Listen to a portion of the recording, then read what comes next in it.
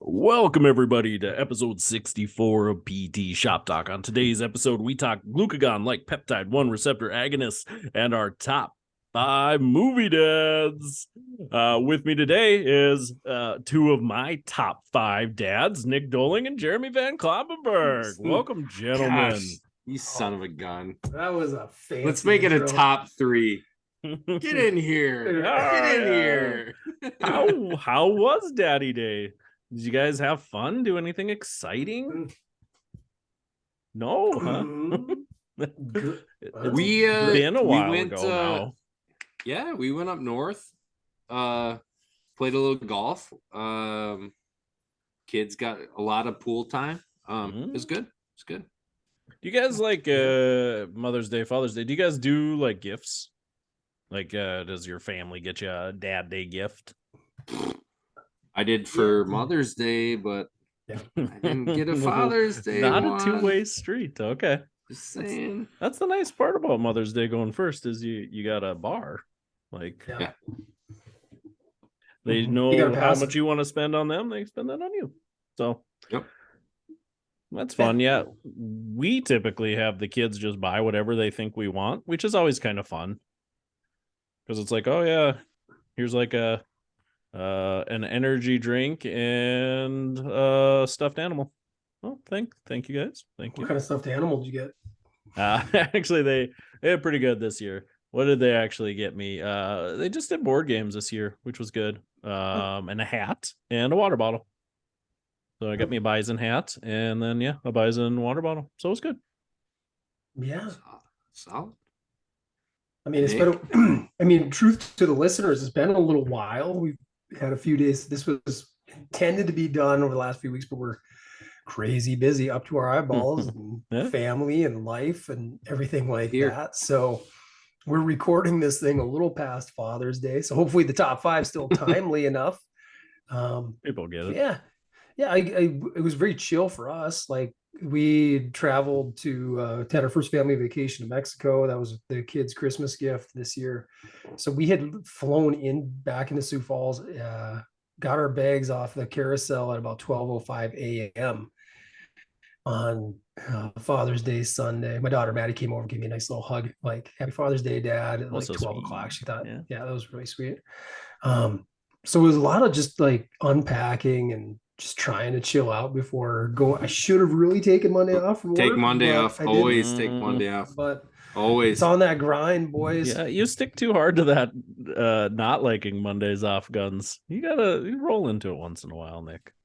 No, I don't mind the occasional Monday off. It was I was on the road 2 days last week, so that really tightens up my patient care schedule and other things in other meetings and Marshall stuff like that. It's just a confluence of a lot of things. So I had to be there on Monday. You don't gotta be Billy Badass all the time. Just take a Monday off. It's okay. Just do you? Yeah. It's all right. It's all right.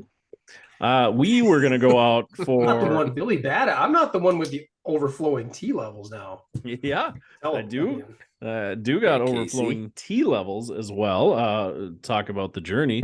For those of you who followed, we have went from like the basement, 180 something, if I remember correctly.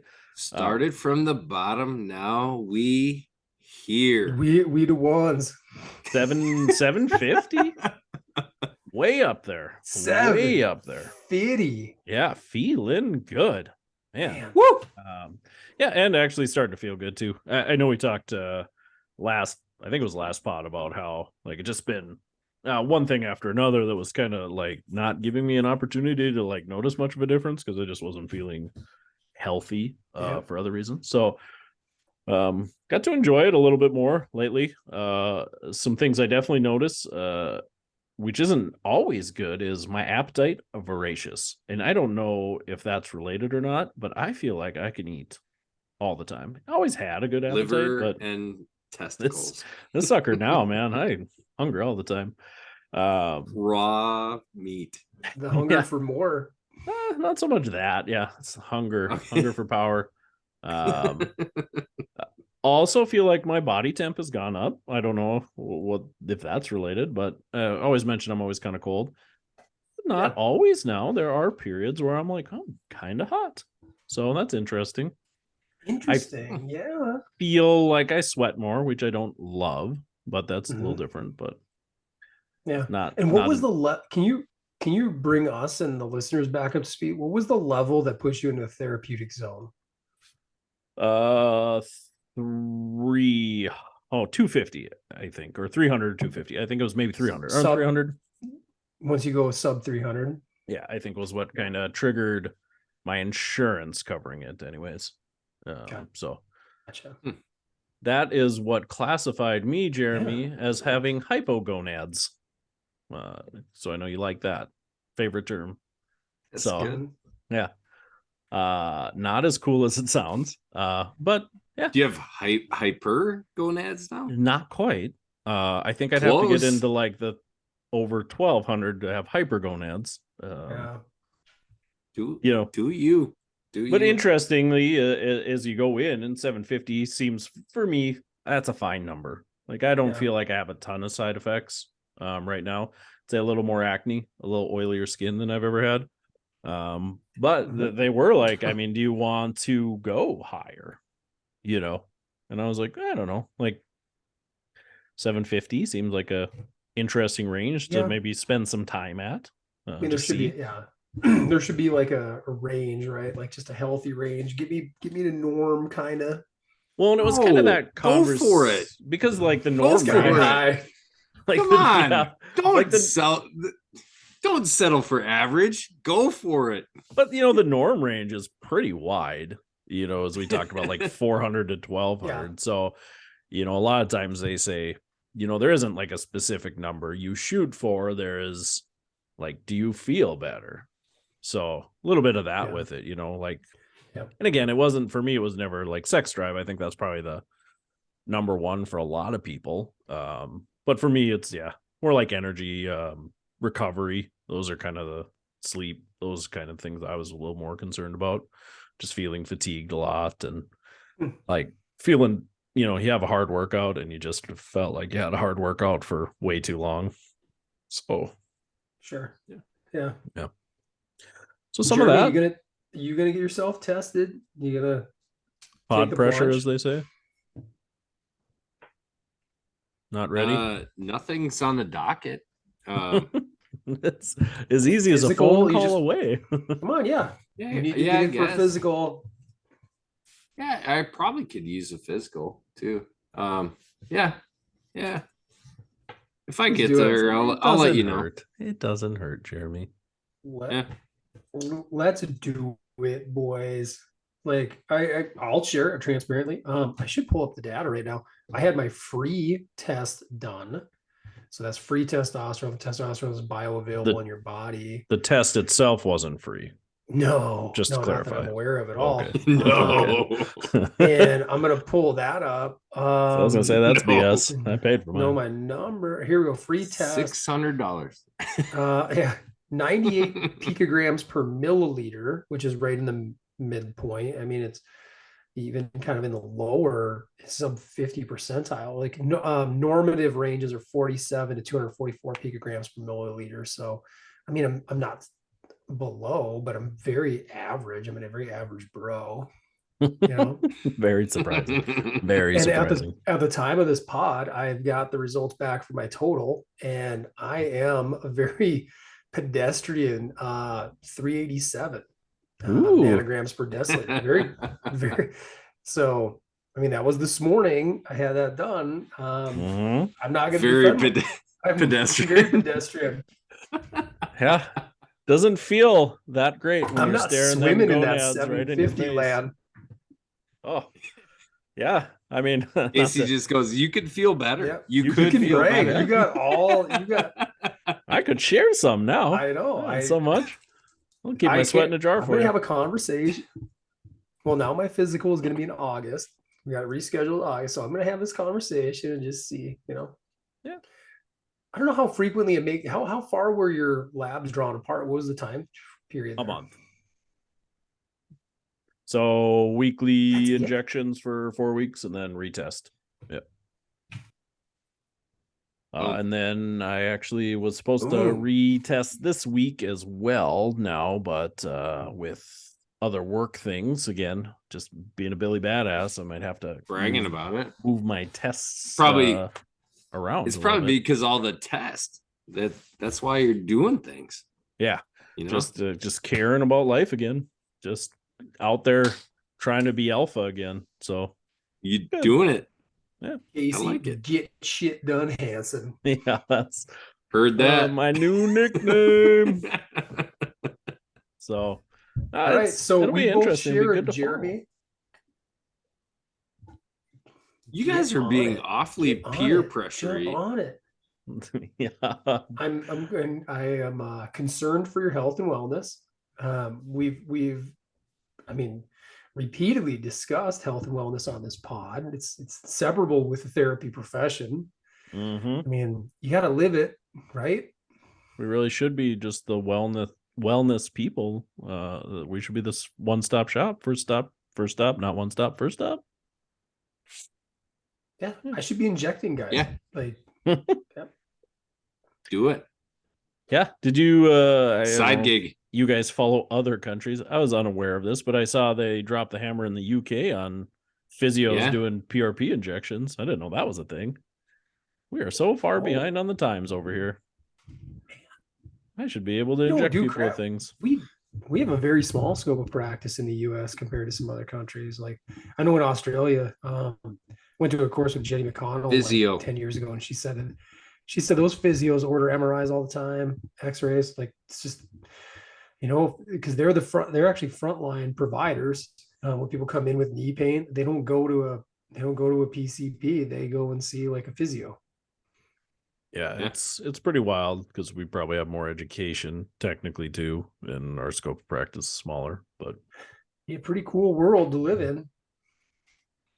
Yeah, it'd be nice to just have the tools. I think it's so interesting. Like when North Dakota was going through the imaging thing to get it all approved, and I knew some of the people that were involved in that, and just how much pushback there was, from both MD and chiropractic, and how it went from being able to order everything to finally agreeing to just make it plain film X-rays, which in a lot of ways is frustrating because that's very worthless for what we do. Worthless for what we do, right? It's, man, somebody's coming in with a broken leg. Yeah. I'm sending you out anyways. Like if I'm worried that you have a major fracture, like I'm not seeing you anyways. It would be nice to be able to say like, oh man, like something seems wrong in your back. Like let's just rule out something sinister here. Maybe get an MRI in those cases, some weakness, things like that. Foot ankle, auto ankle rules. I mean that I do see value in that, but. Yeah, or I suppose the occasion. It's so rare you come in with somebody with like a post MBA or a traumatic neck injury and they haven't been imaged, But I suppose. But then, like the frustrating part from like the MD side is like we're just trying to get information. It's not like I'm interpreting these images. Like I'm just asking for you to be like for a patient to come in my door and me think they have Tade Equina and me writing them a script so they can go over right away and get an MRI and just like go to you that afternoon, like we're just trying to speed the process up. It's, I don't know. Yeah. So that part's a little frustrating. A lot of territorialism and money. Go to ER. And I mean, let's be real. I don't know if any chiros listen here, but how many patients have come in after being x-rayed at a chiro and they're told how incorrectly angulated their spine is and how crazy of a scoliosis they have, and they're just it's wild. Yeah, because they're ordering it, performing it, and reading it right there, right? And then treating. You said, the results like don't match up. Everybody else looks at them and they go, "Man, it seems normal." Like, yeah, and all we're doing is naming a bias that exists, right? Yeah, I'm sure again if you gave some PTs the ability to order this, they're going to do the same damn thing. But again, they're still mostly asking to have it done and interpreted by somebody else. We're just looking for ordering capabilities, Yeah. Yeah. So I love it. I love the fact it moves it to like a more autonomous profession. And I think that's great for the healthcare consumer, as I said, more cost effective. It's been proven. There's good studies that support that. Mhm. Yeah. Well, yeah, as they presented it to the board, I mean, there's some pretty decent evidence in other states that allow it that, yeah, saves money, saves time. No, I think, well, what was state of Ohio maybe? Had a big hospital system that did it. I mean, I don't think they missed anything catastrophic because of it, or where a therapist went, it's not that big of a deal. You don't need an image. And then it turned out to be nasty, You'd argue that the ability to do it would probably more overutilized than underutilized, right? I mean, Yeah. But But if even you're like that, on the edge, like I don't need, like I don't know. I've seen it with multiple people. I know, like like we have prediction rules, but if it's somebody close to us, we're like, oh, I need an MRI, right? Like, and it's like, whoa, like there's nothing indicating that. Yeah, but I just want to really know what's going on. And I've had those personal conversations with people like in our profession, like where it's like if it was a patient, you'd say, nah, you probably don't need that. But if it's a family member, we just need to really know what's going on. So, yeah, I'd argue the ability to do it would tend to utilize more versus underutilize, right? but you think we would utilize more than like a general practitioner when somebody came in with a musculoskeletal No, injury? they do with everybody, right? Like Yeah. that's like par for the course, right? Like anything musculoskeletal, it's like, wow, my shoulder really hurt. And so they take an x-ray and well, it's not fractured, but it might be the rotator cuff. And you're like, did they take any other films? No, x-ray. Yeah.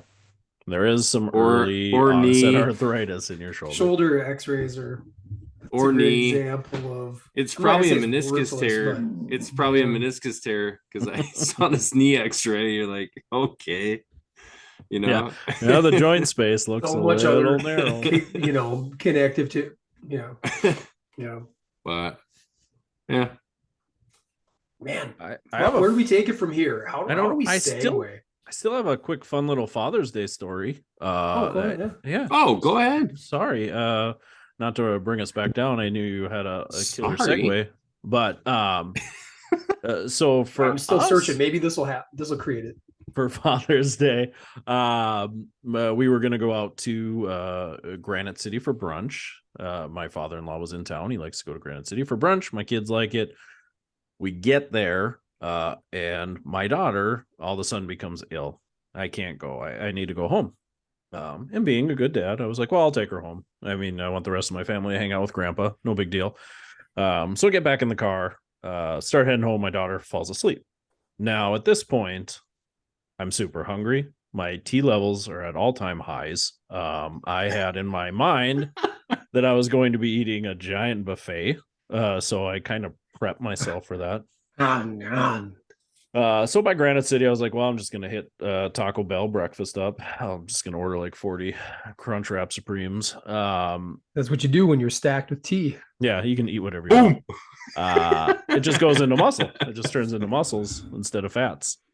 But like always in Fargo, Taco Bell was closed. So I kept cruising along. I was like, son of a bee. I'll stop at Hardee's. That was right by the interstate. It's closed. No, so I got to Hardee's. Monster Burger. Well, it's breakfast time. Yeah, they make good biscuits, but I don't know. I had Taco Bell in the mind, so I got the loaded omelet taco from Hardee's. And what? I was like, I'm gonna wash this down with a Dr. Pepper. I don't get Dr. Pepper very often, but it's like 23 flavors. Like 23 diesel flavors. DP. Yeah, like the full deal. It was Father's Day. I was gonna treat myself. You are getting yoked, bro. Yeah. So I was driving home, got home, had to take my daughter in. She was still sleeping. Brought her in, got her all squared away, got a little movie started for her. Forgot my Dr. Pepper, and I was like, son of a bee. I'm not going to walk all the way out to my car to get a Dr. Pepper. I've come too far. So then how big is your house? It's too Yeah. big, Jeremy. It's too Fargo big. money. What? Yeah, that's oil money. It was in the West Wing. I was in the East Wing. That's just where he parks his car. I could not walk out to the garage. I've come too It's No, far. I'm a kidding. long way. And this It's a summer long way. heat, I'm just thinking you're wasting that pop. You're Yeah. condensation all over the console right now. It's terrible. Oh, idea. you guys. So my daughter is sick all day, throws up, does that whole kit and caboodle. So actually the next day she stays home. Monday she stays home from school.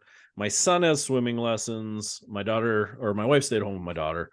So my wife grabs my son, brings him up to swimming lessons, has my daughter, asks when I get done with work, can I swing up, grab my daughter? Because then my son also has a soccer game after swimming lessons. And I'm like, yep, no problem. So I roll up there. My daughter asked my wife how my daughter's doing. She's like, she just threw up again. I was like, oh, okay. So instead of grabbing my daughter, we just switched vehicles. And my wife typically drives the bigger vehicle, and that's the vehicle we had on Sunday. So I get in, my daughter's sleeping. I start driving, and I look over on that console. That sweet, sweet Dr. Pepper was still there. Now I don't mind warm or flat soda. Gross. Not at all. dang it. Delicious. Tastes the same. You're a savage. So I was like, finally, 24 hours later, I can have this Dr. Pepper. Grab it. So gross. Take probably a too big of a swig because I was pretty pumped for it, and I was a little thirsty. Turned out that was what my daughter had thrown up in. Oh, Quite gross. no. Yeah. A nice little curdled milk adventure that filled my mouth. Now you cannot spit back into a straw. I don't know if you guys know the physics behind that. How did you suck that Where through did a it straw? go? You didn't. Well, You I mean, threw up too. was You had taking to have it- thrown up too. Well, no, I'm You not had going to to- throw up in my own vehicle. It's What? Oh, I'd swallow it. Oh no! oh. What else are you going to do with it? Spit That's it how on we your, know the on your teas. crotch? We know the tea is setting in because He's this a- is a man Yeah. among boys. I went back for a I'll eat second the drink, vomit. I wash don't it down. care. Yeah. I would It have was rolled very that gross. window down and thrown that up. Ooh. Well, Oh. like it was in Ooh. my mouth and I wanted it out of my mouth as soon as possible, so I swallowed it. I mean, that's the You only couldn't wait option I 2 had. seconds. Oh, stop it, Hanson. Stop it. Oh, I didn't know your windows roll down so quick, Jeremy. That is not a good flavor. I don't know how much Oh. vomit you guys have drank in your life. Zero. You've got 2 wings in your house. You're probably driving a G-Wagon or something like that probably goes down super quick. So No, you see those gangster movies. That's what we drive, like a Denali. So like the window rolls down super slow. it's 'cause you're just a badass. Denali. Yeah. Yeah. No, that was Oh, you're choking really on my Father's Day your kid's gift. vomit. Yeah, it was disgusting. You Uh, swallowed it. oh. You might be the best dad ever. Yeah. Oh my gosh. No way. No way. That's not going down my stomach. Ugh. Yeah. Wow.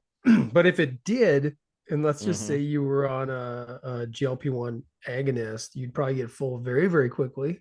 That's Mhm. true. You And- would. And Re- it might even you're help you reduce the I don't know, regret ahead. from missing the buffet. You know, Yeah, reduce I the regret probably from the would buffet. not- yeah, I probably wouldn't have been so hungry. I probably would have never had the Dr. Pepper had I been on something like a semaglutide. yeah. And it would have released just an ideal amount of insulin to take care of that vomit that was in my tummy and break it down in my bloodstream. So Yeah, good That's- segue. yeah. See, that's a better segue than where we were at with like Oh, imaging. I'm trying to get you there. Yeah. Yeah. That's a true story though. That was not a segue story. Well, it worked. Haunts my dreams. Yeah. I think it gave value. At least we had value in some fashion. I thought Yeah. you guys would enjoy it. Oh, so That's bad. so difficult. Nick had to stop to vomit. He's off. He's frozen in vomit land. Frozen in vomit land. Yeah. Yeah. No, he's Interestingly back. enough, actually the second time my children's vomit's been in my mouth. So first time though, I did spit it right back out. was my son threw up in my mouth as I was talking to him. That was classic move. Dude, what is going You're doing it through wrong, your man. house, man? This was years ago. He wasn't feeling good, so I was like, Oh. let's go up and watch a movie in bed. Ugh. Like a In the sweet West dad. Wing. Yeah, In the North the Wing. north upper wing. Yeah, we're watching a movie and we're lying in bed and like, he's snuggled into me. And I remember he just sat up like the Undertaker after getting power bombed. Yep. And I looked at him and I was like, what's going on, buddy? You okay? And then like mid-sentence, he looked at me and just like, yeah, exorcist vomited into my mouth as I was talking to him. That was a good one too. But that was different. That was just like bily vomit. My daughter's was like in the sun, hot, curdled milk. All right. Yep. Very good. Where's our segue? What happened? Yeah. Semaglutide. Semaglutide. Go Yeah, ahead. big topic nowadays. I would say the last 6 months for sure you hear a lot about it. The celebrity weight loss fad, followed by the I guess people running out of it, the diabetics that needed it not being able to get it. We see though, I don't know if the price has changed a whole lot, but it was just one of those drugs that people were willing to pay out of pocket for. So you just realize how expensive any drug is when you start to take insurance out of the equation. So it's just gotten a lot of press, and now you're seeing really the third-ish generation of it start to roll out too. So we'll probably hear even more about it as they're starting to kind of combine and adjust how they do these meds. Like any med, you start adding other meds to it and tweaking it. So I think it's interesting. I think it's, as we talk wellness here, it brings us to the bigger picture too of weight loss as a whole. I think we all probably agree that there's a weight epidemic in probably the world, US for sure. I mean, we're definitely tipped the scales into over 50% of people being obese. Yeah. I mean, let's be honest, you go down the street and there's not a whole lot of people that are probably rolling around in their ideal weight anymore. So I don't know. It's just interesting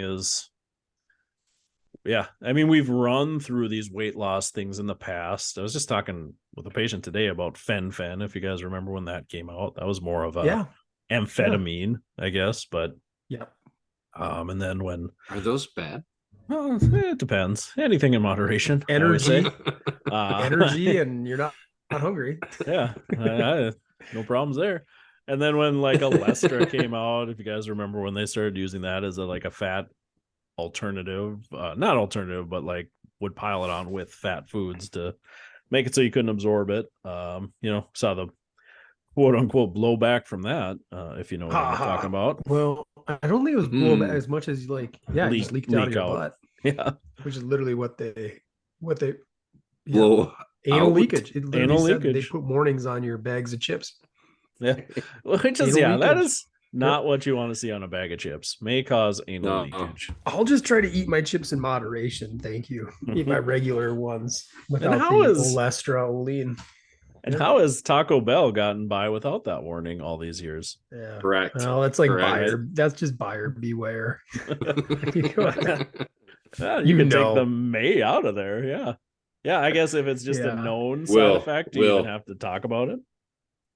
Yeah.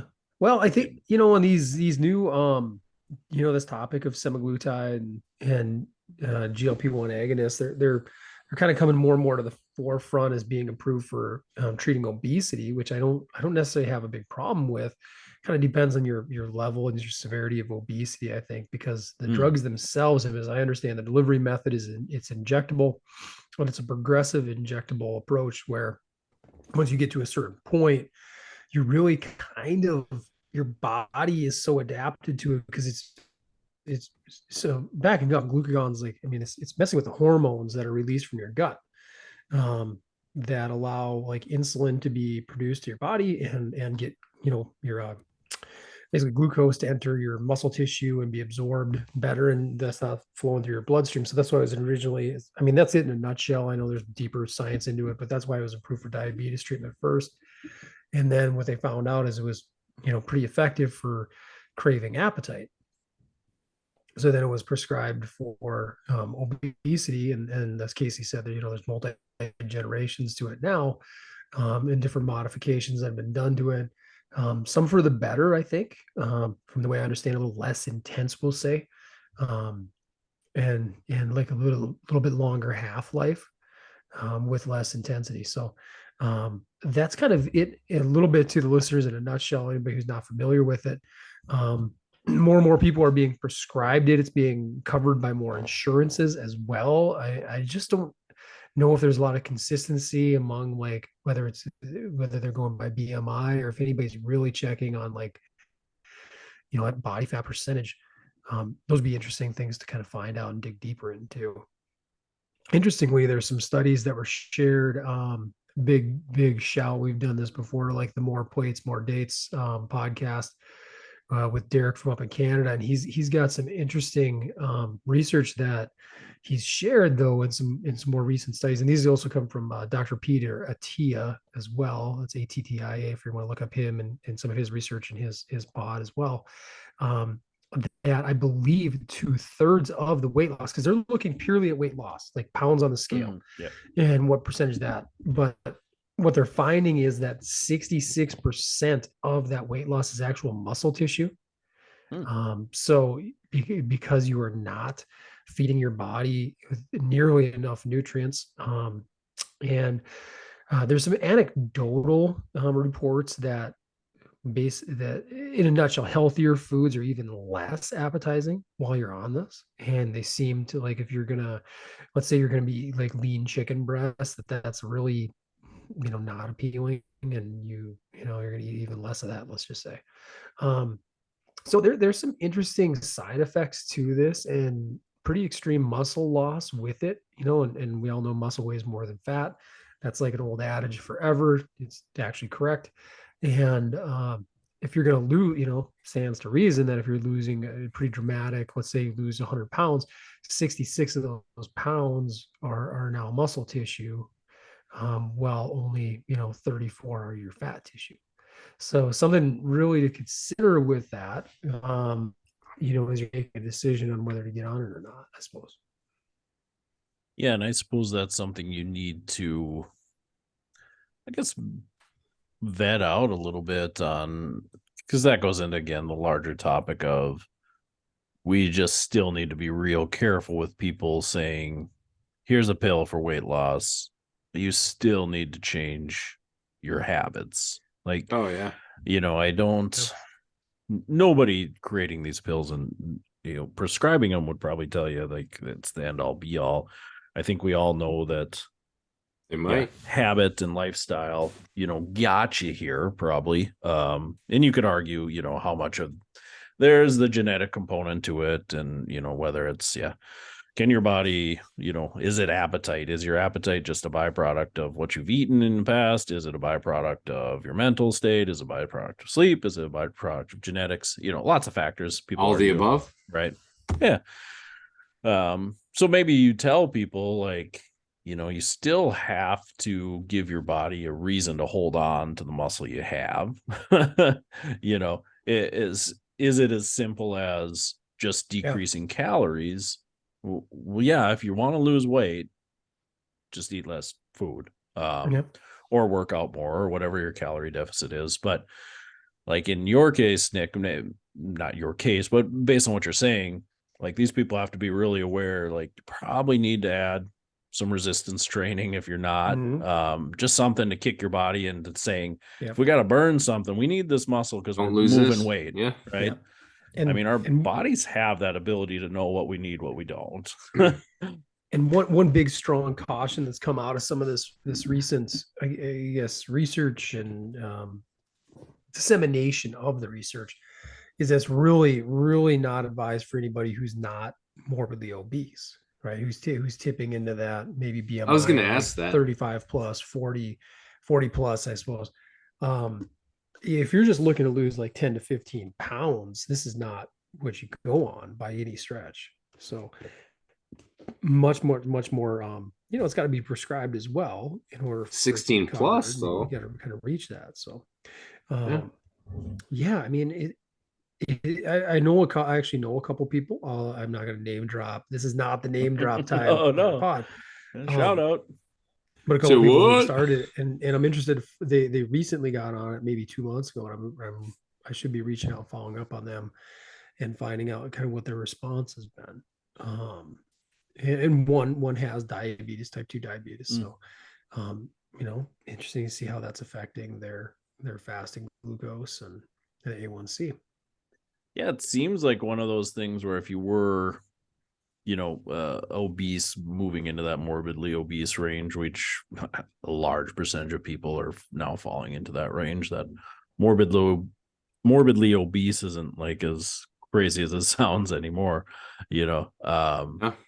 But if you have diabetes and you're in I'm that close. range, it's like, man, maybe that's just one of those things that, maybe there's some value to it. I think that. Hold on, let's back up for a second. Jeremy, how can you be close? Don't you need to be like 400 pounds at your height to be like obese? Oh. What we should pull up a chart. We should get a break. I'm gonna chart it. What is it? 6'8". I'm gonna say you need to be like 290 to be obese. Be obese? Well, you know what? I'm a 29.1. I'm like 7 pounds from obese. Yeah, that's obese. Yeah, what about morbid is still 40, right? Is morbid 45 probably? Old Morty. We should know this. We should. Yeah, come on, guys. You're making us look like not the wellness people right now. BMI is trash. It is trash for sure. But doesn't take into account all of Casey's gains. Yeah, me and Arnold both morbidly obese. Yeah, they say. True. I mean, there is. You're correct, Jeremy. That there's certain. I shouldn't say trash. It's very. It's a broad brush. I feel like it's applicable for like the average person that goes to work and goes home and eats and sleeps and doesn't work out and is non-athletic build by nature. Yeah. But and it's interesting. It's not like it's that hard to do like a quick body fat analysis like on people and things like that, but it's just still not by any means accepted. When you go into like your physical, it's like not that hard to. And they'll say like even waist circumference. I'm surprised they don't. I guess when I've ever went in for a physical, they don't do waist circumference, and that's got pretty decent correlation with like diabetes and risk factors. Heart disease, things like that too. So just funny how you stay on these antiquated things sometimes just because they're easy, because you just need two numbers, put them on a chart. It's like, man, could be so much more accurate for people. Yeah. I mean, it's fairly adequate. There's definitely better ways. So many, multiple better ways to measure body composition and health risk than BMI. Well, even something like a 3 skin fold measurement, like not that hard to do, and a nurse should be able to do that pretty quick in a clinic. But you have to care enough, right? You can do a real crap. 2 inches. You can do a real crap skin fold assessment too. I would have to lose 40 pounds to get out of obese or overweight. Excuse me, overweight. So but I'd have to lose 40 pounds to get out of overweight. So Jeremy, at your height, what is a BMI of 40? What do you need to weigh to reach a BMI of 40? At 6'8". I threw out 290. I want to see how close I am. No, 300 is a 33. 360. Ooh, you're being mean. You are feel good about yourself. 350. Okay, my first facetious joke of 400 was pretty right on the nuts. Yeah, probably like 3. Yeah. Oh, computer math. 364. 364 would put me at 164 pounds for you. That's obese. No, that's just obese still. You're still just obese? That's a lot of boy. That is a lot of boy. See, you're never gonna. I can never be morbidly obese. I just put in 400. Just start hammering the food 45 out. Then. Holy moly! No way. You're saying This is like 450. You just got a 450 you got a would golden be- ticket, son. Is morbidly obese Freaking, 50? you're blessed. You're blessed by the gods. Yeah. Oh, if only I was 6'8". Eat whatever I want. Time to go to the buffet. Oof. Get them Dr. Peppers. I'll pile it up. Oh no. They're saying morbid obesity is higher than 35. 35. Yeah. Super obese. I didn't know that was even a category based on my quick look. So I'd probably have to be like 325, Mm, 320, might have to watch it a little bit then. 3. See, I'm finding University of Pitt Medical Center cites it as 319. A BMI above 40 is morbidly obese. Interesting. And therefore, they're a candidate for bariatric surgery, which is another scary thing. There's more and more of those things not working out for people. That's a kind of another topic. Yeah. This. When you're It's 11. Wow. well, and it's unbelievable how many patients I see for chronic pain that have had that. And and it's interesting, like delve in, did the chronic pain start after these bariatric surgeries? Have always been sore. That's a lot, to mess with somebody's stomach like that. I think there's definitely something to be said for like our gut health. Yeah. I don't think it's the end all be all, and I don't know if we can influence quite as much as some functional medicine people would maybe lead you to believe, but like there's definitely Sauerkraut and yogurt for sure all day. Yeah, gut health. Yeah. Active cultures. Get that biome. Yeah, you need naturally acidic foods with low sugar, like you're saying, like sauerkraut, fermented, so good. I should say fermented foods, lutefisk, all the goodies. kimchi. Oh yeah. I don't even know what kimchi is. I hear people talk about it. It's like I'd say just a Korean version of sauerkraut in a nutshell. It's good. Does it taste the same? No, it's almost like there's like a ginger component to it or something. I'm not a ginger guy at all. Me neither, not anymore. No.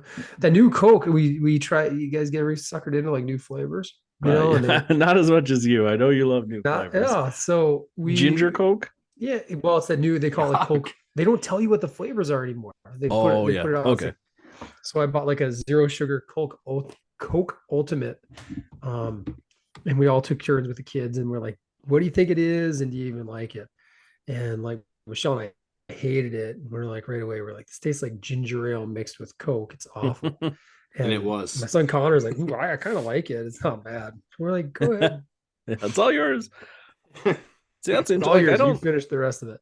I don't like ginger, like mules and things like that. I don't like, but I do like ginger ale. But now, like ginger ale doesn't taste like ginger at all. Yeah, especially if you're sick. Yeah, that's just like Sprite at that point. But it's my favorite drink to get on the airplane.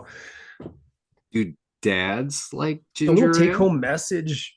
That's a dad drink for sure. Is that too soon? Good segue, is that too soon? Sorry. No, I think we're ready to move on out because take it home. This is like, you take it home first. You had a message for the listeners. I think I want to finish this topic just by reminding listeners, like this is like technically don't take this as medical advice. We're just kind of giving generalizable feedback based on some research.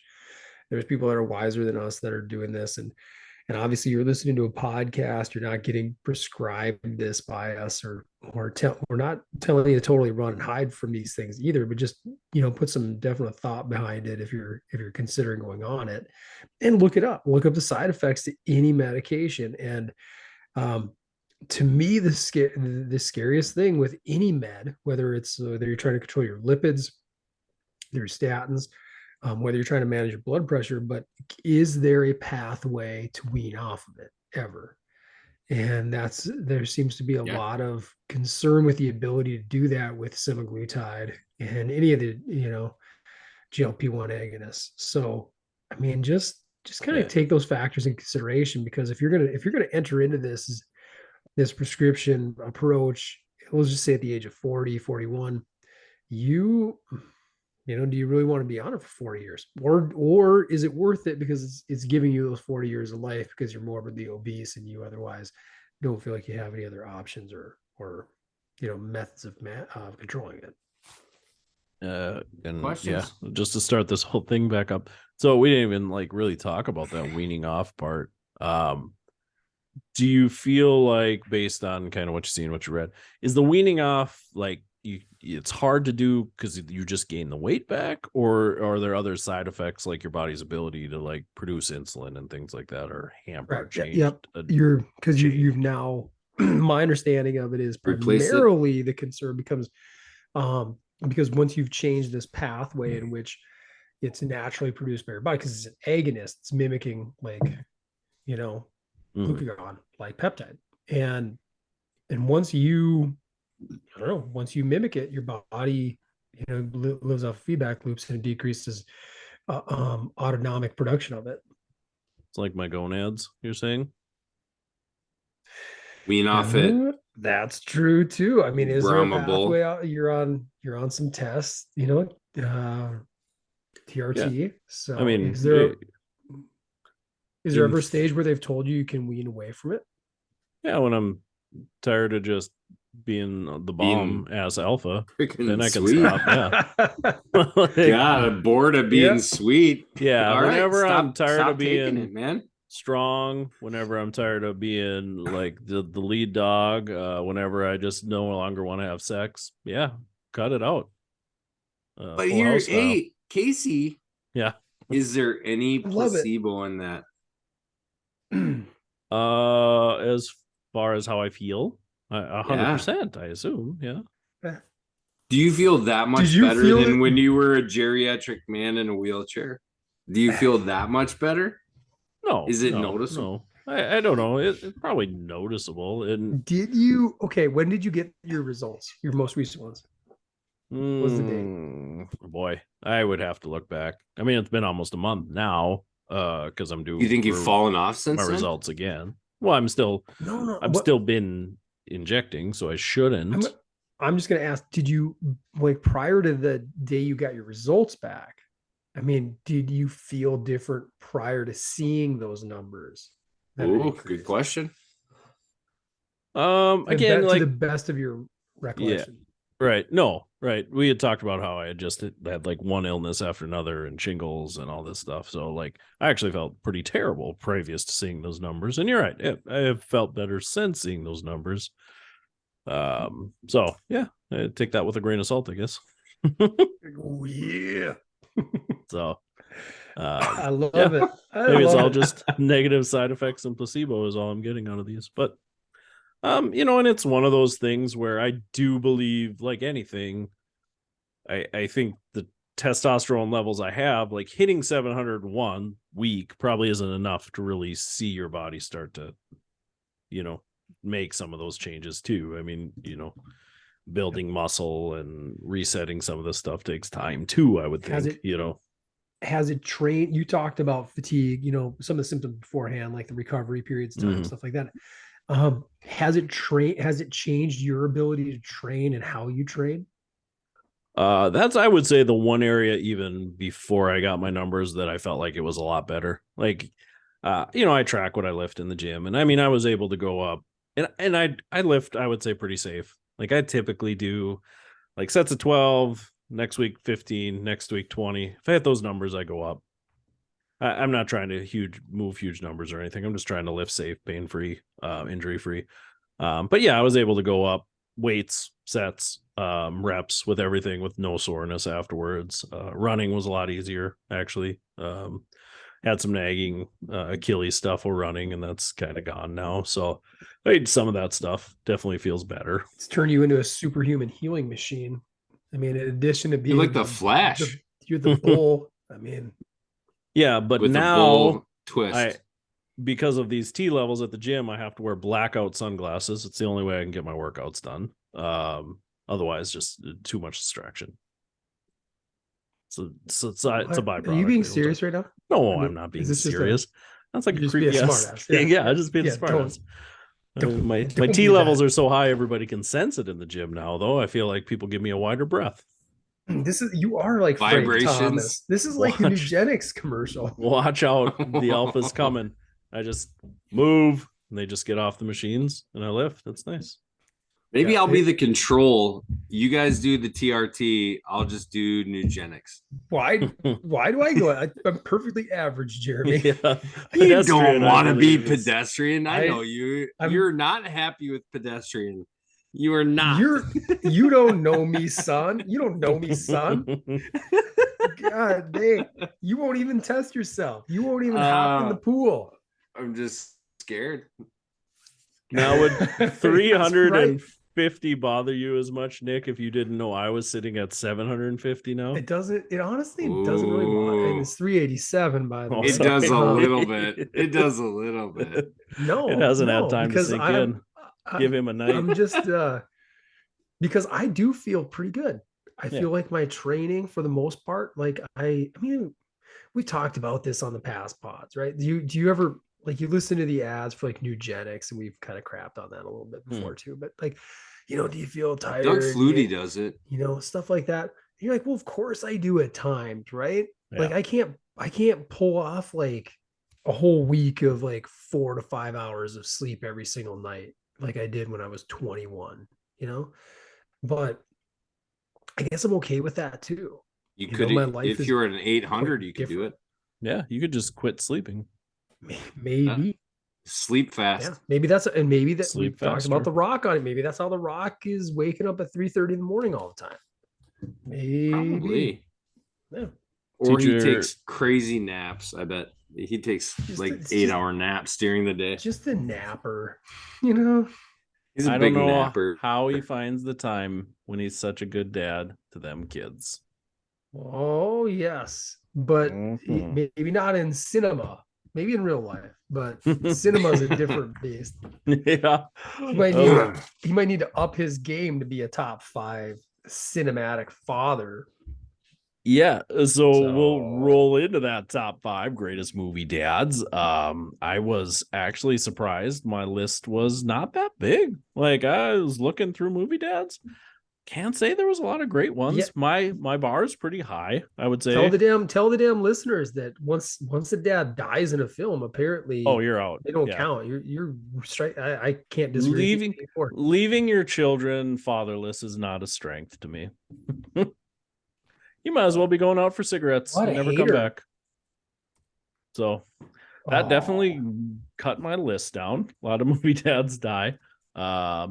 And actually I do have one person on my list that did die. What? Ooh. I do too. Well, okay. It's Mufasa. Mufasa. Mufasa. That's easy. That's easy. It's Mufasa. It's the circle of life, Simba. He is the worst dad. James Earl Jones. Don't act like he's What not a on great my voice. list. Gosh. Well, I threw this out there. I love being a dad. Respect you guys for I can go first. I'll kick off this All fun right. little list in commemoration of Father's Day. My number 5. This guy does die. Right away. Dies in a very, very valiant way, protecting his family. It is his name is Lee Abbott, which I don't know if it gets said much during the film, but it's from A Quiet Place, and he's played by John Krasinski. I mean, talk about a guy who's just doing anything he can to save his family, protect them from an evil paranormal alien presence in the silence. And just an awesome movie, just a kick-ass thriller movie. I really like that film. Talk about John Krasinski's talents. I mean, He's good. Jim. You're like Jim from The Office, but yet you're going to be an amazing writer, director, and actor in a horror movie. So pretty talented guy. Lee Abbott is his name, and spoiler alert, he dies to protect his kids from what I've said, alien monsters. Yeah, just so they die later. What a dad move. I've never seen the movie. I don't know. What? Thanks for the spoiler, by the way. Yeah, gosh. Now I don't need to. I can take it off my list for It's sure. 5 years old, guys, fellas. I mean, let's be honest. I was never going to watch it, but Same. It's a good movie. I'm surprised. I'm really surprised you haven't seen it actually. I don't know. Ever since Signs, those kind of movies don't excite me. Signs are those kind of This is- movies for me. All right, that's not this list. So Like let's gimmicky keep it moving. aliens. I don't need that. All right, go ahead. Who's next? My number 5. Probably higher potentially on other people's lists. But again, I feel like he wasn't always the best dad. He's trying to reconnect with his daughter when the movie starts. We didn't say perfect dad. Oh, Nope. It's Not Liam. Perfect. Jeremy is right. Brian Mills from the movie Easy. Taken. Easy. Sucks as so- a dad. Yeah. Sucks. No, he's great, Dad. Yeah. You kidding Your me? kids get taken 3 times. You suck. Those are uncontrollable circumstances, Nick. And he goes and saves her every Specific- time. Travels across the set world. of skills. He's a Just badass. killing people. Yeah, he'd He's be bad. higher on my list if, again, yeah, I think he was maybe kind of a. They did 3, right? I think so. I've only seen Don't the first one. judge. I've only Don't seen the judge first one. his job. He Uh, had a tough job, yeah, right. I mean, he sacrificed a lot for his family, so I mean, those and are he was dad very points. kind within but that. Just yeah. never let your kids go to Europe. Europe sucks. True. Never let them go Don't to leave those the little country. things I without- don't know. Bad why people in Europe. people don't Wanderlust. understand that. Wanderlust. Yeah. Safe unreal. here. You know your surroundings. Anyways, Yeah. if your kids are dumb and they leave the country, which you should have taught them better, no zip lines, no leaving the country. He will go and save Do them. you like your fingers? Yeah, right? Zip lines. Got You don't them have all. a zip line Falcon with you all the time? Don't bother going on. Anyways, Wait till yeah, after that's my number Fourth of 5. July. Ryan Mills. Okay. Taken. Excellent. My number 5 is Marlin, the dad from Finding Nemo. Mm.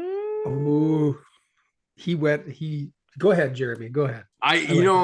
He went from being like super anxiety ridden, which I would say I am as a parent, to just like really just accepting old Nemo and what he had and what he was doing, and that's a lesson that I can learn too.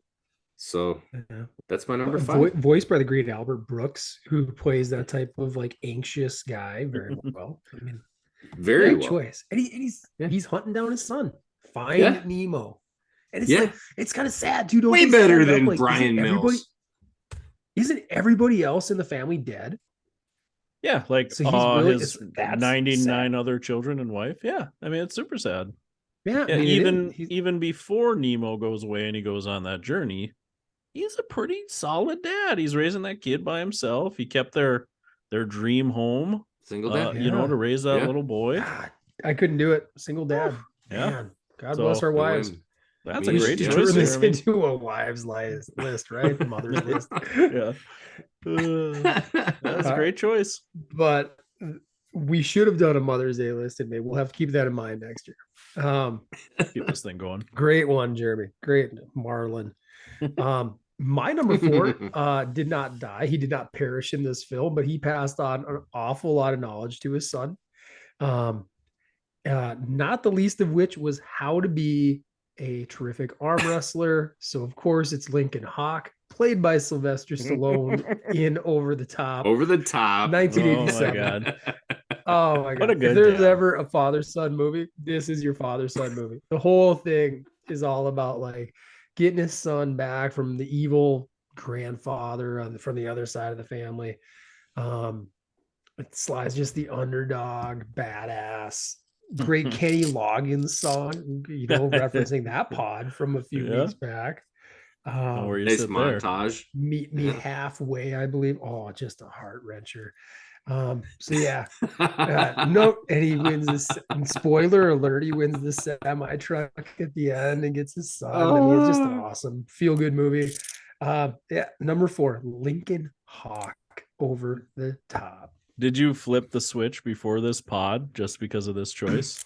Well, my switch is always flipped, and maybe I'm exhausting my T levels as a result of it. Yeah, you can't. You're gonna be very You can't tired run that tomorrow. hot all the time. I'm just You are tapped gonna out. be very Yeah. tired tomorrow. He specifically does that movement only when he needs it. There you go. Ooh, All right. let the body rest a little. There we go. Oh, Yeah. The rest I feel mode. weaker already. I mean, I feel a little, a little slow and low. Well, yeah, All right. you don't want to, you don't burn it. All right, my number 4, the only person on my list that dies. Again, maybe not a perfect father, but I think through the whole movie, he's a loving dad, a little protective of his daughter, maybe at times. But again, makes the ultimate sacrifice, not just for his daughter, but for the world. And it is Harry Stamper from Armageddon. Yeah. Man, when they get Yeah. like on the not bad. video at the end and it's like saying the goodbyes, I feel it, man. And now as a dad, like I can Dad. just imagine Ophelia doing that to me. I mean, I won't leave the country, let alone the planet, so it's probably not a You should situation not. I'll ever be in. But Well, and I can't imagine you're ever going to need a PT in space for something. But what if the PT learns how to run drills and become an astronaut? both, yeah, wouldn't it be easier just to train an astronaut to learn how to be a PT? Nope. Nope. Much Michael simpler. Bay said, "Shut up, Ben Affleck." Yeah, much simpler to teach Casey how to be an That's astronaut. a true story. Yeah, I've heard that. Yep. I mean, Yep. obviously he's like Michael Like Bay midway just through the filming, does Ben his own Affleck's thing. like, wouldn't it make more sense to train astronauts how to drill? And he's like, shut up. The dude that just Well, loves I his mean, movies.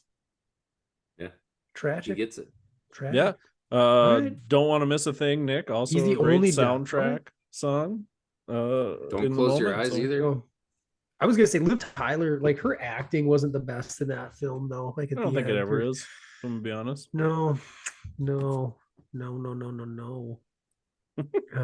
But him as a dad, I enjoyed it. Him and Ben Affleck's back and forth. Yeah. It's all good. I think the heroics at the end hit the spot right. Sacrifice. I mean, he did save the world from Yeah, Armageddon. and like his kids are grown now, so it's all right at that point probably to let yourself go. You've raised your kids, so It's like that was it's my like the sweet asterisk. spot. Yeah, do my it, right? asterisk on the dying dad there. He raised them. He raised her. Saw her off. She's gonna get married, start her own family. You don't need him anymore. Good stuff. Great. Let yourself go. Jeremy. My number 4 is John Quincy Archibald, played by Denzel Washington in John Q. Oh yeah. Intense. I maybe wouldn't put him in the best dad role either, but I like the do whatever it takes mentality. The lengths So we're willing to go.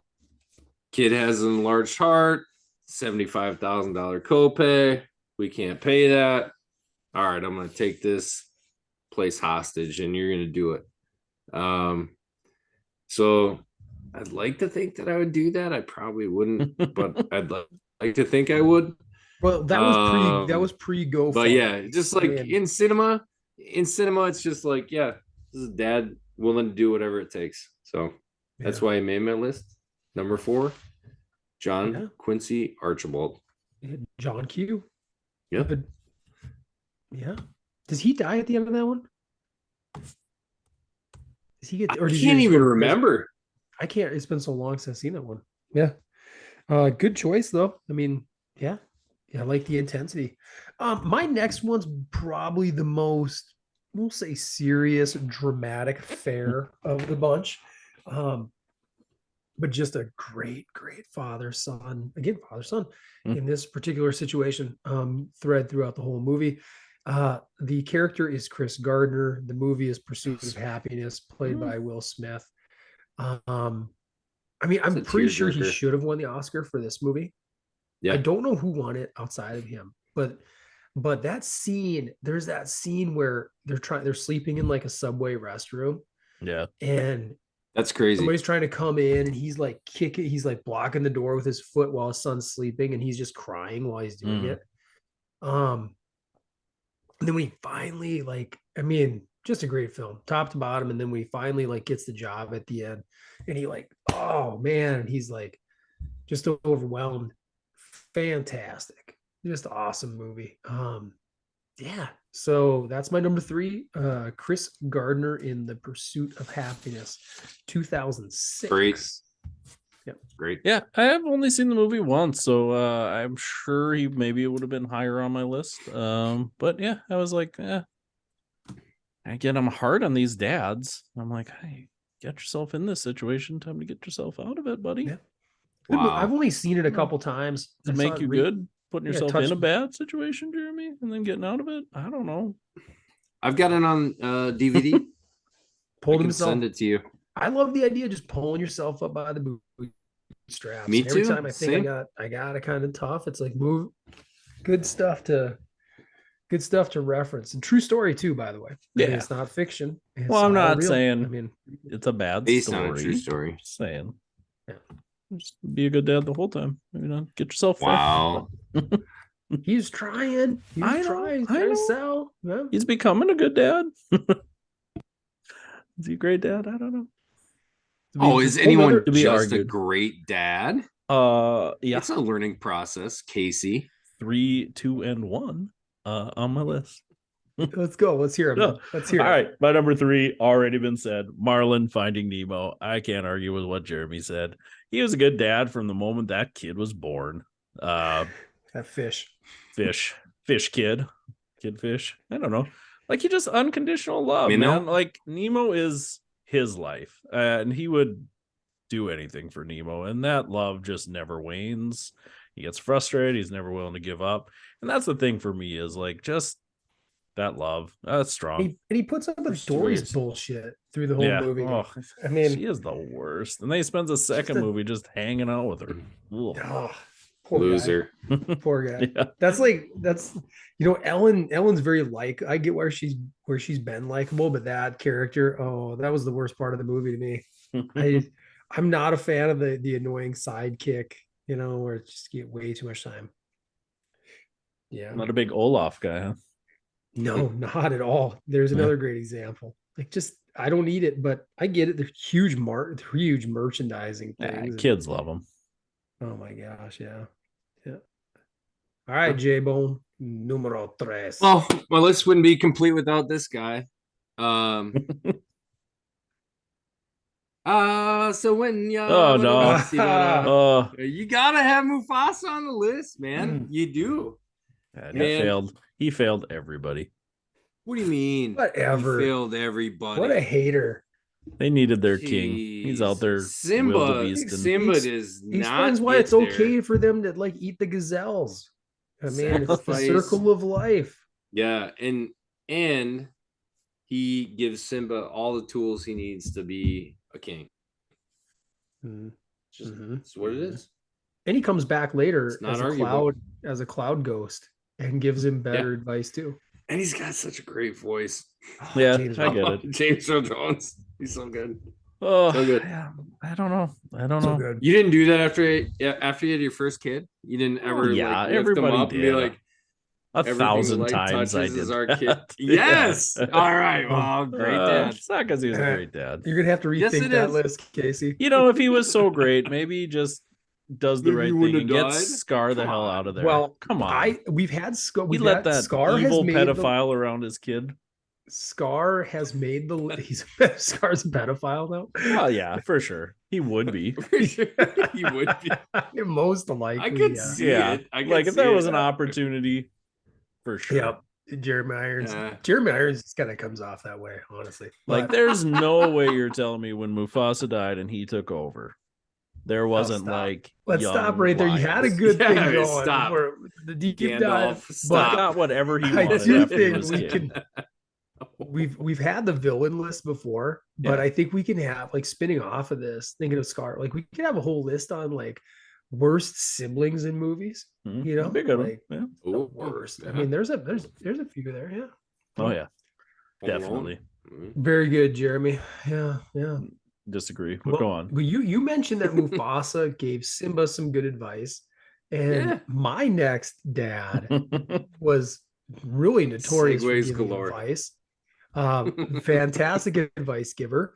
I had to Google his name, in the character's name, because it's extremely rarely said. Yeah. I And think it's I a, know what it's you're a talking about. series of film. Homer Simpson. No, that's TV. Noah. Noah Levinstein, They had a movie, Jim's dad, which is what everybody knew him as Yeah. in the American Pie American franchise. Pie. Oh, Eugene Levy. Talk about a Such a guy good who's dad. just trying so hard to stay connected to his son and then make his son feel good under any crappy circumstance. You know, just really like that character. And we went back when COVID hit. We watched like all four of those in order, like in You subsequent were nights. bored. And You were bored. we were bored, but they're fun. They still hold up, to a point. All The third four? one's the third. I'm not a big fan of the third one. You could tell they were just trying to keep the cash money going, but by the fourth, the reunion's not that bad because I kind of like how they jump for 10 years and stuff changes, right?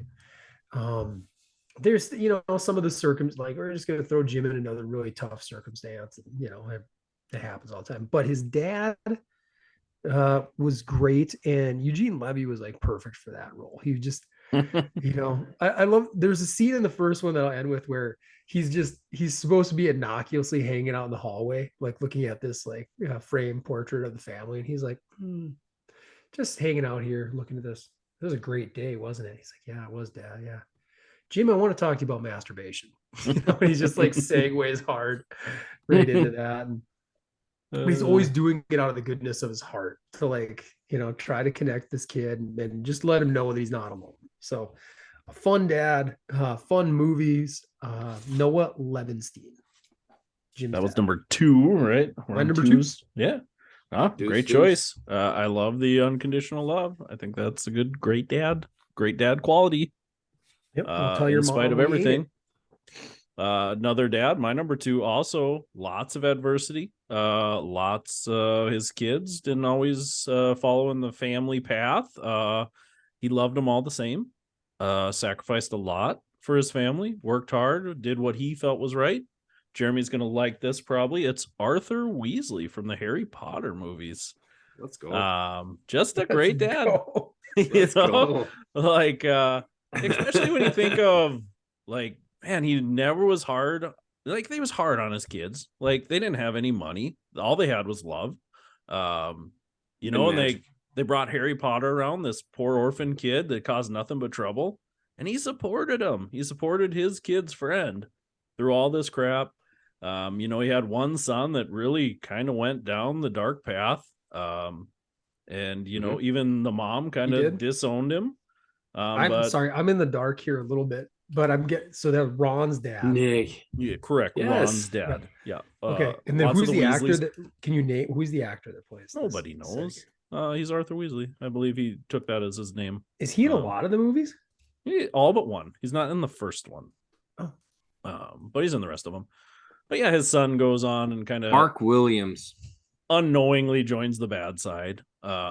Even when the rest of his family kind of disowns the other son, he's still behind the scenes, talks to him. And so his son was in Slytherin. He's a British actor and comedian. Yeah, it's a good watch. The movie. He's a good dad. Sense. Now, sketch comedy. He's probably not number 1 because he does let spoiler alert, Nick, he does let one of his kids die. Which one?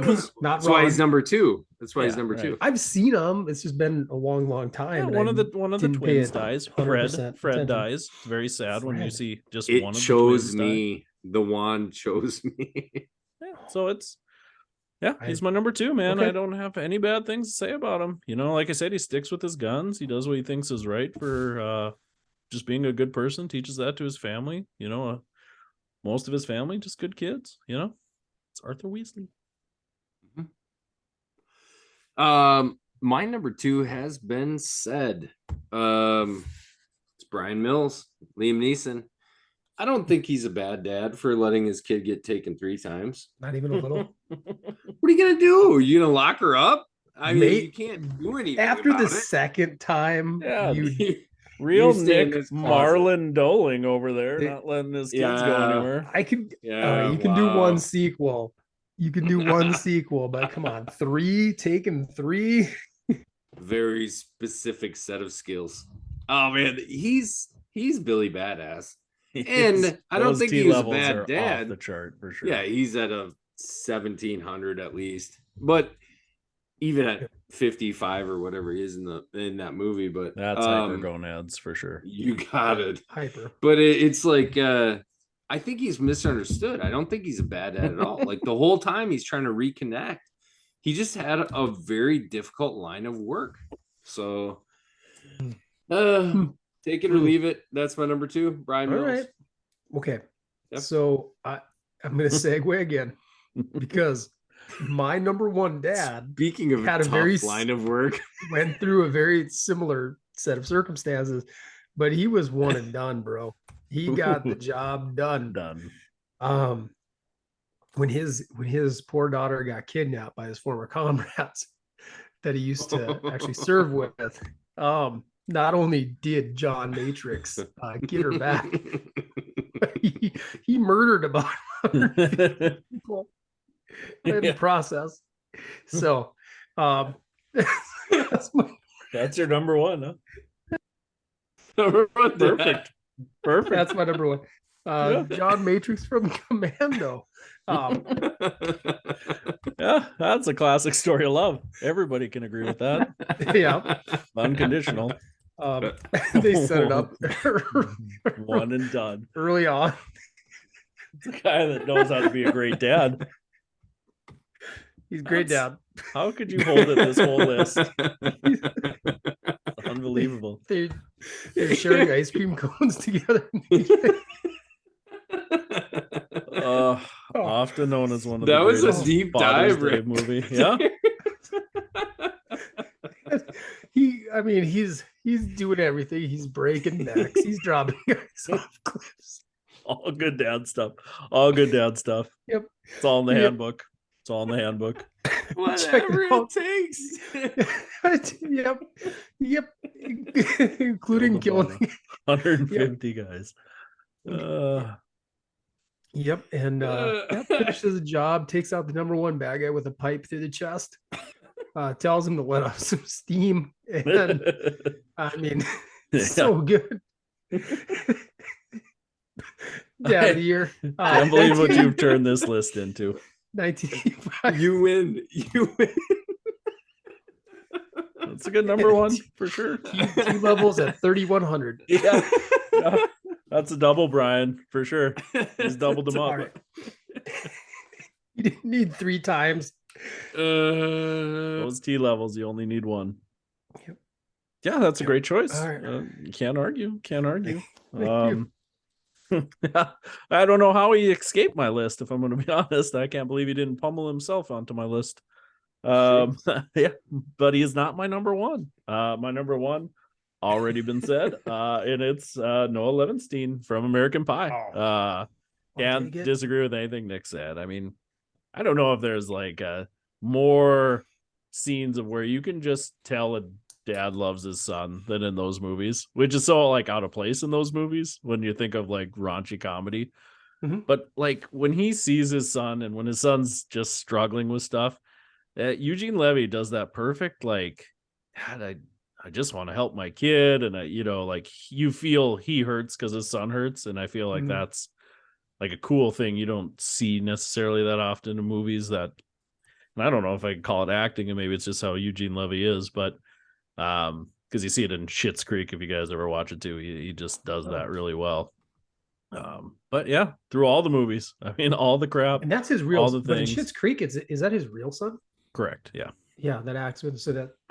So yeah, probably an easy way to connect, but yeah. Right. That's my number 1. Great number 1. He's a great guy. I mean, he's probably not winning in a fight, but he ain't snapping necks and piping people for sure. No. Let off some steam. He's got a different set of skills. Yeah. Maybe we should get one of them AI apps where I just put Eugene Levy into Commando, and then I just have the best of both worlds. And I just watch that movie. I think we should do a watch along to Commando sometime. I'm not against it. Great. Yep. That might be a little scary, but whatever. My number 1 has already been said as well. is Chris Gardner in Pursuit of Happiness. Mm. Man, That's a legit. that's a freaking just a tearjerker. And like that's I don't know. Like, yeah, you think like circumstances that you go through and like wanting the best for your kid. And that scene, man, like when he's blocking the door is like, oh my goodness, you know. And yeah, think of the battle that he went through, and guess Casey would have said don't get there in the first place, but Hard ass. I don't know. That's unforgivable. Like Chris Gardner's situation at Casey's unforgivable, but Liam Neeson could have his daughter kidnapped 3 times, and it's like, hey, it ain't his fault. I feel like he was doing nothing. Where's the accountability at? I don't know. I guess She was grown. She's gonna make her own choices. I don't remember the Pursuit of Happiness. Did he get into that situation because he was the little drugs and stuff early on in his life? Is that what got him on the streets? No, he was like, well, he was trying to sell, like there was a certain piece of equipment, right? And it was actually it was like right? not like I don't a remember. Yeah, it was. He made poor choices with like technological- investments. Yeah, Yeah, and and then he was like, homeless. Yeah, and his- Alright, I guess that's not so another list. Like we don't have to say wives, but we can say spouses that are awful in movies. Yeah, Candy Newton plays a great, terrible wife in the beginning that just leaves them both like high and dry. Was she into drugs? I don't remember this movie very well. Check it out. Yeah, I'll have to rewatch it. Yeah, I I do need to go remember rewatch that- it too. I do remember the That's Subway like- seed though. That's strong. freaking very strong. So yeah, again, you know, like the lengths that he went to, you know, for his kids, like obviously any dad would hope to do the same, you know, especially in those circumstances. So yeah, that's my number one. Fantastic. Good choice. Good choice. I'm sure Good it's better list, than fellas. You We all win, feel Nick. better. We all feel You great win. about being dads. I didn't even hear John Matrix on anybody else's list. Yeah. I'm surprised he you was said on my good short list. I mean, well, time will tell, boys. Yeah. Yep. Yeah. When we come back and do a look back list in 10 years, we'll see if he's still on there. Mhm. Probably everyone's number one by Everybody's then, I would number- assume. It's hard. I mean, It's hard once you see it to not How do you realize ignore it. that? Yeah. Yeah. Let's get your daughter back. Just one and done, man. Yeah, that's a great argument though. Like I feel like he should easily be number 5 on my list now after listening to you. Mm-hmm. He's Yeah. more efficient. He's definitely more efficient than Liam Neeson was. Yeah. Ah. Yeah. I don't know the picture of how he was as a father before that. But probably again better than Liam Neeson, I'm sure. They have a just go Probably. back, watch the opening credits. Yeah. It's like a montage of how they're living their life in the woods. What happened to his wife, we don't really know. He killed No. her, I assume, in a fit of rage, but I don't know. He's a Green Beret. He could even She smell spilled the whole scene. He She said he spilled the smelled ice cream. The guy's coming. A super Yeah. soldier. Mhm. well, Anybody else? Any quick honorable mentions before we close the pod? Oh, we haven't Anybody? done an honorable mention in a long time. I had a couple. I had Damon McReady from Kick-Ass, Big Daddy. I thought Oh, he was a pretty solid dad. He loved his daughter, but again, that's Nick Cage, right? right? Yeah, Yep. yeah. But he died like a total A B loser. word, so he Man. moved off my list. I had the dad He from needs a better skill set. Honey, I Shrunk the Kids. I thought he loved his kids. Good dad. But he was a little too consumed with his shrinking machine. I felt like his family was suffering because of that, so he fell off my list a little. I had Coop from Interstellar. I mean, that one came to my mind like really quick, but then He was good, he's good. but he left. He left to pursue He's his she's passions. very angry. Well, he's left to save the world. Did he though? No, that's not the world. You- To save Did he though? the race. But He did did. he? He did. Anybody He can was use lied that as to. an excuse. Why did you leave? was lied- he was lied to. Saving the world. He was told that they had an alternative, save planet Earth. But yeah, and then I had this was close. Dr. Robert Dobeck from Step Brothers. Because while he's kind of like our view, like these guys are ridiculous, right? I Yeah. mean, That's his true. sons are couple, or his son steps on her buttholes. But you know, by the end of the movie, he like does the 180. He's totally supportive, and the weird thing where he thought he was a T-Rex forever. I mean, that's great stuff. Yeah, there's some good ones on there. Mhm. But yeah, there's so many I got flawed nothing. folks though. Yeah. I have nothing. It took all my heart and soul to come up with 5. Yeah, I feel like definitely movie dads get a lot more, I don't know, negativity. You know, it seems like they always give the movie dads bad stuff, you know. They're never perfect by any means. And maybe if we did a top 5 moms list, I would find the same. But Mhm. Yeah. I feel like there's Another so list many we like gotta do. moms saving their family stories, but maybe I I'm think we'll wrong. have to do that. We got to do the moms list. Yeah, we'll have to look it up. Now I'm Yep. curious. Yeah. Best movie moms. Any come off the top of your head right now without any research? Yeah, tough, huh? Tougher Well, than I would Susan have thought. Sarandon and stepmom. Yeah, I mean, you go back, you got to get into the dramas though. I mean, there's some dang well-made like drama. My wife, big time like Steel Magnolia Yeah. fan, you know, and you go back to like Terms of Endearment with, you know, Shirley MacLaine. You got to go into the 80s a little bit. I dig that, you know. Yeah, I feel like I probably don't watch enough of those movies to put a really good list together of best moms. Yeah. Just gotta avoid that stuff. Be a lot of research. For me, it's been a long time. I'd say like Cher and Mask. Another one. Yeah. Talk about most of my online internet research leads me more to stepmoms and how sweet they are, but that's different kind of movies. So they're all great though. That's a huge market right now. Yeah, they just give and give, step Jeremy. people. They'll do whatever they need for their families. Yeah, so that's a fun way to conclude episode 64 of PT Shop Talk. The beard's growing back, so I'm back as well. Check us out, PT Shop Talk on YouTube. Check out the videos. Hit us up at ptshoptalk@gmail.com if you got any suggestions for top 5s, topics you want us to look at, talk about, maybe even anybody interested in guest starring on the old show, hit us up. Check us out on Facebook, Twitter, PT Shop Talk, handles over there. Until next time, I'm Casey Hansen. With me as always, Nick Doling and Jeremy Van Klompenberg.